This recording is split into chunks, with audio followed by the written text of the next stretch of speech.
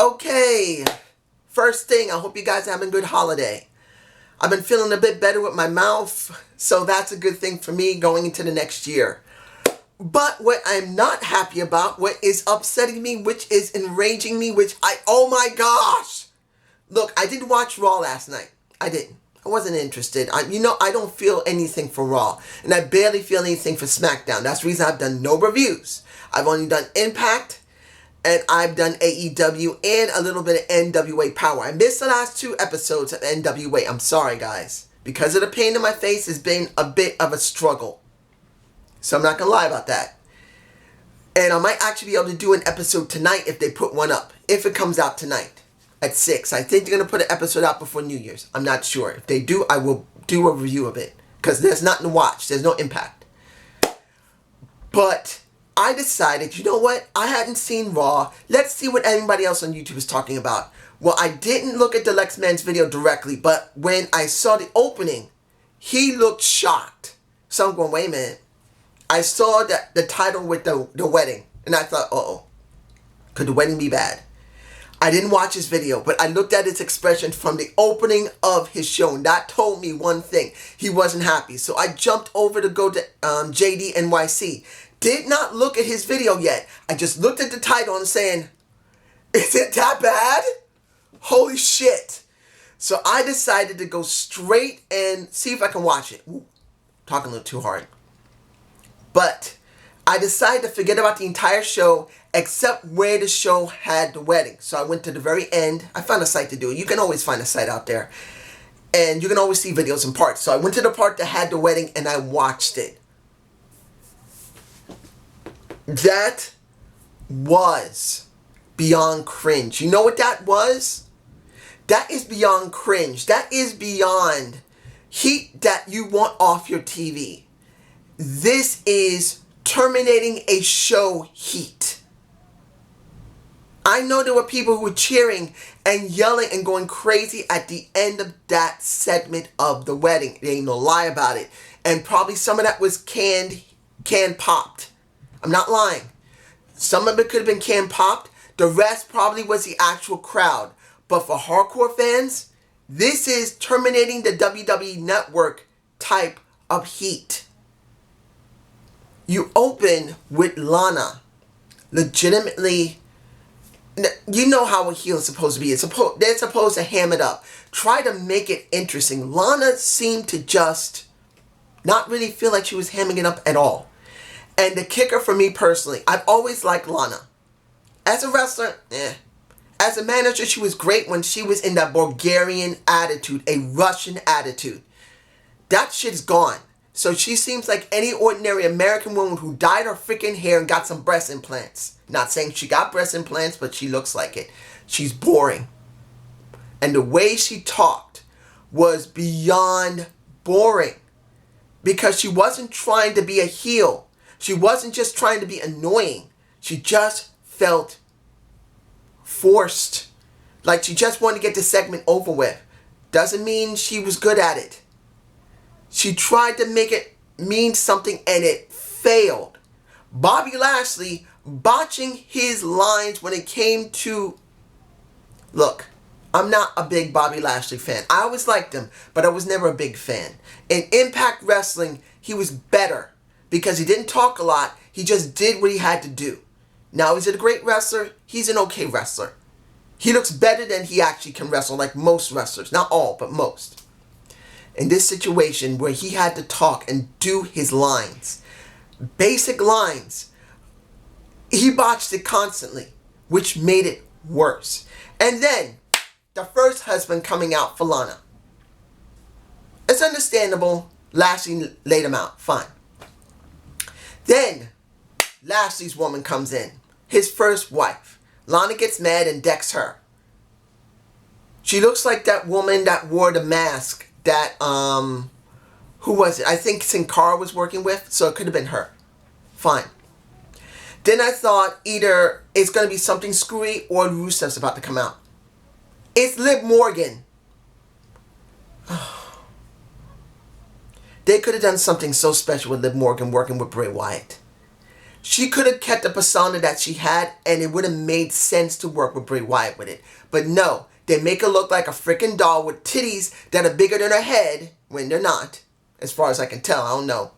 The jacket she was wearing and the bra she was wearing looks like a push-up bra. So I don't know if those boobs of hers have been increased in size. Mind you, I'm not gonna lie here, she's a damn good-looking woman.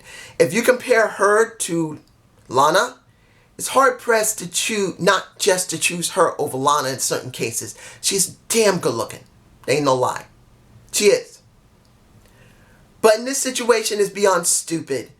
And I could see this a mile away. You know how I know? Because this is what happened with Paul Heyman dealing with McGillicuddy and Tommy Dreamer with one other person. I can't remember who it was. I can't remember who the woman was at all. But they were trying to set that up. That McGillicuddy was pregnant, but she was not. And it was another woman she was with. And Tommy Dreamer took both of them as his woman.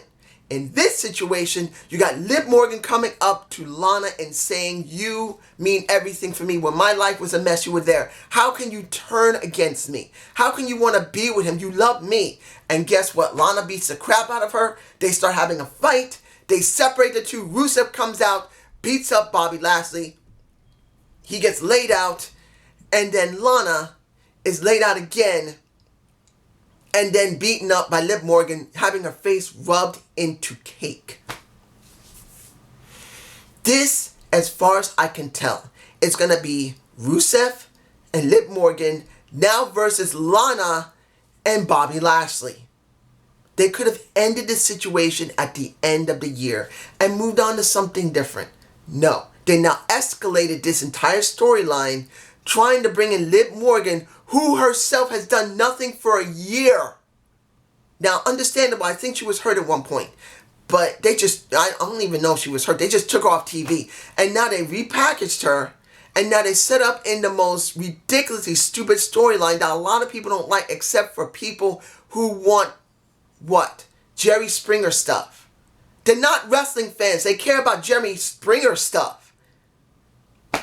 This, as far as I can tell, is the worst storyline of the decade. And it's not because Bobby Lashley can't act. It's not because Lana can't act and be how she was before and keep her freaking accent, which is the most appealing thing next to that damn sexy body. It's not about Rusev, who should have kept his own Bulgarian accent as well to a certain extent, or at least let it go. Or even Liv Morgan, who just finally shows herself and doing this. It's because the story just sucks. It sucks. And I'm sure the ratings are going to reflect this at the very end of the show. This is not heat for wrestling fans. This is not pops for wrestling fans. This is for people who like Jerry Springer, who like controversy and women playing around. Where are the damn wrestling fans being treated with respect? Now, I'm sure people would say, well, you should have watched the rest of the show because there was a lot there for wrestling fans. Do you actually think anyone's going to care about the rest of the show? They're going to care about the end of the show. They're going to care about Lashley, Lana, Liv Morgan, and Rusev, along with one guy that was now Lana's first husband, the one woman who was Bobby Lashley's wife, the first wife, just like the first husband, and got laid out before she even explained anything or even get into the ring. It just looks bad, and I am completely pissed the frick off. This is the reason why I stopped watching Raw and have not done a smack of SmackDown of SmackDown. I stopped watching WWE. I haven't even seen any of the product. I haven't even watched NXT. You want to know why? Because NXT means nothing as long as calm down. Vince McMahon will mess with NXT. Anyone who doesn't think Vince will not mess with it eventually is fooling themselves. If NXT is doing great in the ratings compared to AEW, that's only because Vince hasn't decided to do anything yet. He will. He's going to do something eventually. And then NXT is going to be bad just like the rest of the roster. This is the reason why I haven't watched Monday Night Raw, Friday Night SmackDown, or NXT, because I don't trust Vince. This was not garbage. This wasn't beyond garbage. This is basically canceling the show. Now, I'm not part of the cancel culture, but let's be honest here. Will this give us ratings? I don't know. As far as I can tell, for real wrestling fans, they would have tuned out quite a while ago to this situation. And if I'm right, the ratings will go down. What was it last week? It was a 1.87 or 1.84 million people watching. There's a good possibility to go down to 1.6 after this. Or I could be 100% wrong and go up to 2 or 2.1 million fans. 2.1 million viewers. I could be wrong. And I can accept if I'm wrong. But do I think that segment was good? It was bullshit. Do I still think Liv Morgan looks damn hot? Hell yeah, I do. I would marry the woman in a minute, and hopefully that her and her pig would love me. She does have a pet pig. But honestly, this is stupid. But here's my point of view. Have a good day. Have a good night. I hope you enjoy your New Year's. And if NWA Power does come out, I think I will do a review of it today, if it does come out today, or anytime during the week. Peace.